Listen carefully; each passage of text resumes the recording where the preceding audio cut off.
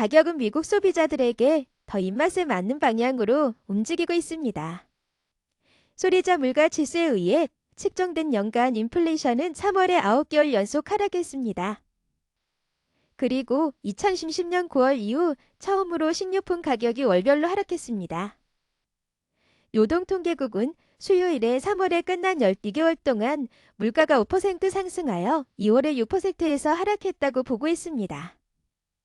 연간 CPI는 러시아의 우크라이나 침공으로 식량 및 에너지 가격이 급등했던 시기와 전년 대비를 통해 2021년 5월 이후 최저 수준도 금했겠습니다. 여전히 CPI는 월별로 다소 냉각된 것으로 나타났습니다. 함다고니의 상품에 대한 시간에 따른 가격 변화를 측정하는 이 지수는 이전의 0.4% 상승과 비교하여 2월보다 0.2% 상승했습니다. BLS에 따르면 지연된 데이터를 반영하는 경향이 있는 내피소 비용은 에너지 범주 전체의 급격한 감소를 상쇄하면서 월간 증가에 가장 큰 기여자였습니다. 계란거의 11% 하락과 과일 및 채소일 3% 하락의 가격 인하에 힘입어 한 달 동안 국내 식품 지수는 0.3% 하락했습니다. 더 넓은 식품 범주는 2020년 11월 이후 처음으로 변경되지 않았습니다. 다음 퍼센트 REFINITIB에 따르면 경제학자들은 연간 2%의 증가와 월간 2%의 증가를 예상했습니다. 컨퍼런스 보드의 수석 경제학자인 에릭 룬드는 CNN과의 인터뷰에서 좋은 인쇄물이지만 게임의 끝도 아니고 이야기의 끝도 아닙니다. 남아요. 앞으로 더 많은 것들이 있기를 바랍니다.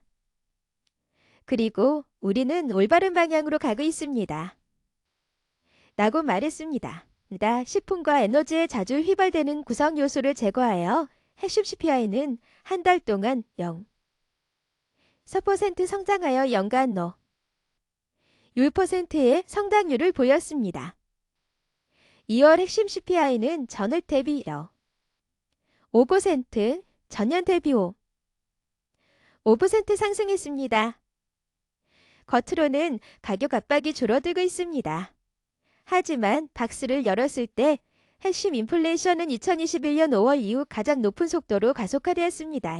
라고 SS 경제학 및 놀라 메리마운트 대학 교수인 경제학자 손상원이 성명에서 말했습니다.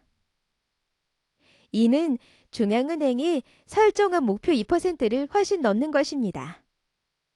그는 더 많은 금리 인상이 다가오고 있습니다. 라고 덧붙였습니다. CPI는 통화 긴축과 엄격한 금리 인상을 통해 인플레이션과 싸기 위한 1년 동안의 캠페인에 한창인 연방준비제도 의사야. 매처럼 주시하고 있는 주요 인플레이션 지표 중 하나입니다. 헤드라인 CPI가 1%포인트 하락한 것은 8년여 만에 가장 큰 하락폭입니다. 하지만 이러한 성과는 주로 작년의 인플레이션 급등에 의해 달성되었습니다. 모디스 애널리틱스의 수석 경제학자인 마크 잔드는 CNN의 인플레이션이 지난 봄과 6월 사이의 진정으로 시작되기 시작했다며 따라서 이러한 기저효과 때문에 앞으로 몇 달 안에 이곳의 상황이 훨씬 나아질 것이라고 말했습니다.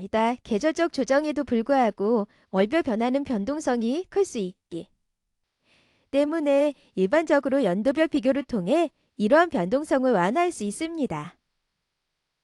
하지만 지난 3년 동안은 전형적인 상황이 아니었습니다. 따라서 앞으로 몇 달 동안 이동 평균은 관찰하기에 더욱 중요하다고 레리엔이치는 말했습니다. 잔디는 헤드라인 CPI의 궤적은 더 분명하지만 코어기 슈퍼코어 활동주택을 제외한 코어 서비스에는 좀 더 불투명하다고 말했습니다. 핵심 CPI의 기본 효과는 훨씬 덜 두드러집니다. 봄과 여름의 인플레이션 급등은 식량, 에너지 및 상품 가격에 의해 주도되었기 때문입니다. 핵심 인플레이션이 더 지속되고 있습니다. 라고 그가 말했습니다. 저는 주택 서비스 비용이 정말로 둔화되기 시작하는 중후반기에 정말로 개선이 될 것으로 기대합니다. CPI에서 측정된 주거 비용은 BLS가 6개월마다 임대료 데이터를 수집하고 대부분의 임대료가 너무 자주 변경되지 않기 때문에 다른 범주보다 지연되는 경향이 있습니다. 민간 부문 데이터에 따르면 최근 몇 달 동안 아파트 임대료가 하락했으며 이는 주택 가격의 궁극적인 냉각이 CPI에서 나타날 것임을 세입니다.